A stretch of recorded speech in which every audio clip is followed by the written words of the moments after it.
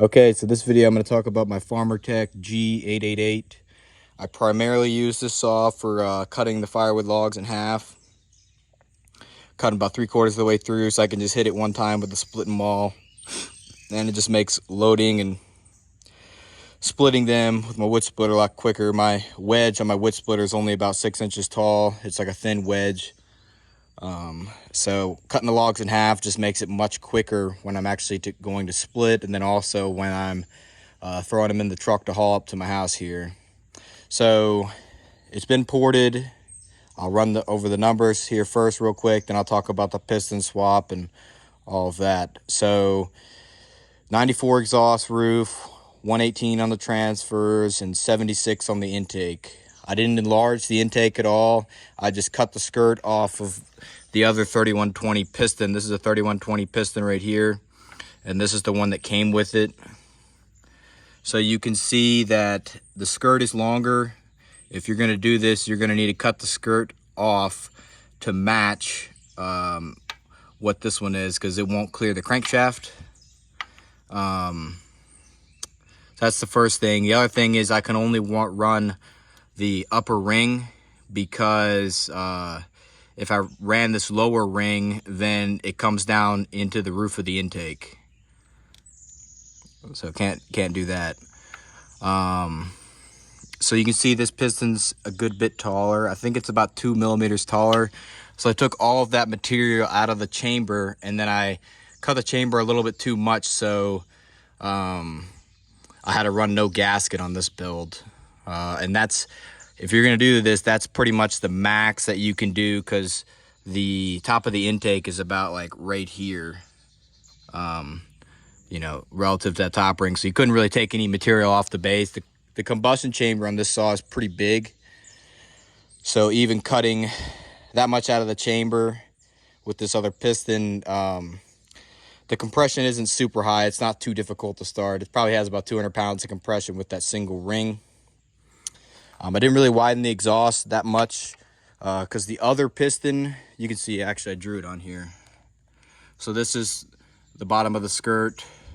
Wait, if I just drop this piston in the jug at top dead center, that's a line from the exhaust floor.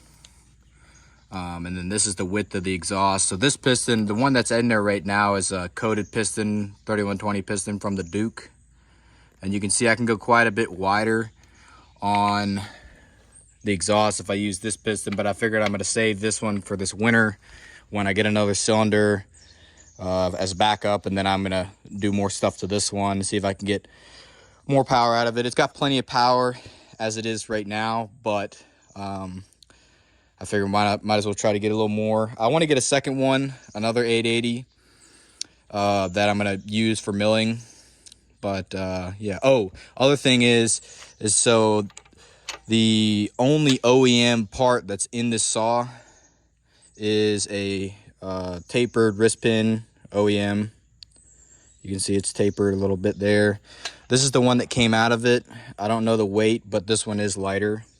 So I just threw a OEM pin in it, and I got a backup here for the next saw build. So let's go over the other mods. I've got a max flow cage and filter.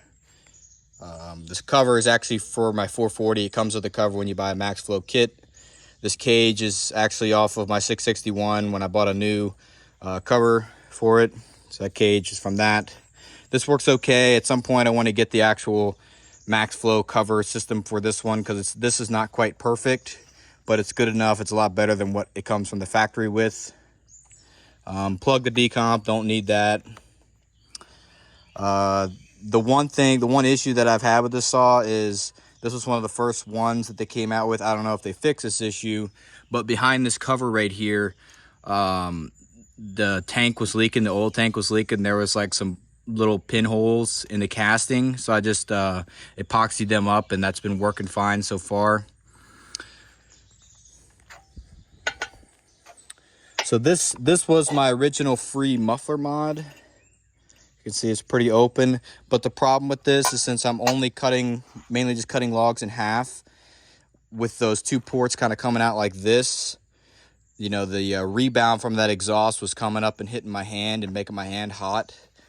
So I put this bark box cover on it, and you can see, I think, well, what I'll say is this, just this cover on there, even though it's got a similar opening, size opening, I think it gave it more power, because if you kind of can look here, the wall where the, you know, the exhaust hits the wall and then bounces back into the cylinder is a lot shorter, because, you know, that wall is like right here, and then there's the hole inside for the bark box. So I think that's what gave it more power, since I significantly altered the power band of the sauce. I think that helped a lot. I also threw the West Coast dogs on it. This one's actually for the side cover. See, I'll show you there. They stick out a little bit farther. Just a little bit farther, you can see. But not too much. These are good to have. Originally, I was running it with none on it, with a 20-inch laser bar. Before this one came in, I had a special order, this 25-inch Cannon bar, 404 chain. I'm running a 404 chain because the 404 chain rips better. Since the drive links they stick deeper down into this rail, the chain doesn't want to walk as much. There's more surface area for that that chain to ride in this groove, so the chain doesn't walk as much. So this is better. It also has, you know, better, I guess, chip ejection.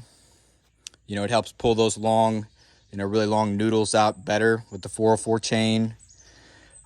It's just a 46 RS chain, 25-inch bar, 80 drive links. Normally I run this 404 8-tooth. I'll just hold it up here. Normally I run this one. It's got plenty of power to pull it. But I was going to try this 7-tooth just to see how it does on this next section that I'm cutting. I used to use my 661 with the 404 20-inch bar. I just bought a 063 20-inch Sumara bar and switched the tip out, and then shortened the chain, shortened the 404 chain so I could run it on the 661. And my problem with that saw is, one, it didn't have as good a chip ejection, because you know, when you get to about to the end of the log, you're almost cutting on the ground, so there's nowhere for those big noodles to go. So this is just a better option for me if you're cutting as much wood as I am, and you don't have some fancy splitter, or like a lot of the work that I'm doing, I'm on kind of steep inclines. That's just kind of the terrain that I have to cut. The last thing I'll show you here is the mods that I did to the side cover. So I removed this dust flap because I don't need it, the rubber dust flap, and I also removed this piece here. I just ground this out so that I have, you know, nothing obstructing those big noodles from coming out. And this works pretty good. I mean, it's nothing like the smaller saws where you actually got to like shut it off and dig this out with your scrunch. It's nothing like that. If anything, I'll see if it loads up a little bit. I'll just put my hand down here and just pull that little bit that's in there out, and it's fine. So for me, this is like the perfect saw for you know, this part of the wood cutting process. So yes, I think that's pretty much it.